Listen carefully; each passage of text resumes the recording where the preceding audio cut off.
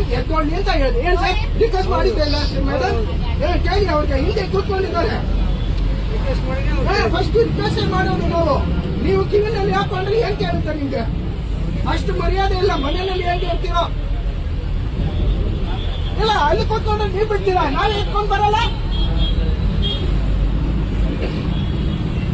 ಏನ್ ಮನುಷ್ಯರು ಲೇಡೀಸ್ ಅದು ಹೆಂಗ ಮನೆಯಲ್ಲಿ ಇರ್ತೀರೋ ದೇವ್ರಿಗೇನೆ ಗೊತ್ತು.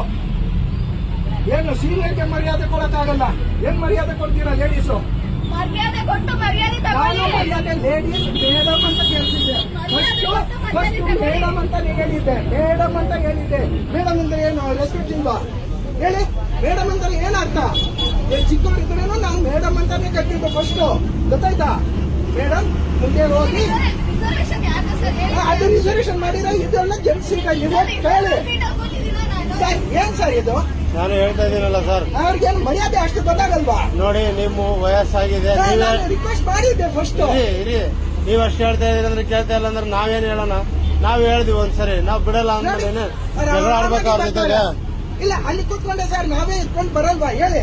ಅಲ್ಲ ಹೇಳ್ತಿರಲ್ಲ, ನಾವು ಅದೇ ಹೇಳ್ತಾ ಇದೀವಲ್ಲ, ಬಿಡಿ ಅಮ್ಮ ಸೀನಿಯರ್ಗೆ ಇದಾರೆ, ಸ್ವಲ್ಪ ವಯಸ್ಸಾಗಿದೆ ಬಿಡಿ ಅಂತ ಹೇಳ್ತಾ ಇದೀವಿ. ಅವ್ರು ಬಿಡಲ್ಲ ಅಂದ್ರೆ ನೀವೇನೋ ಮಾತಾಡಿದೀರಂತೆ, ಅವ್ರು ಬಿಡಲ್ಲ ಅಂತ ಇದಾರೆ. ಇಲ್ಲ ಫಸ್ಟ್ ಮೇಡಮ್ ಪ್ಲೀಸ್ ಇದು ಮಾಡಿ ಅಂತ. ಆಮೇಲೆ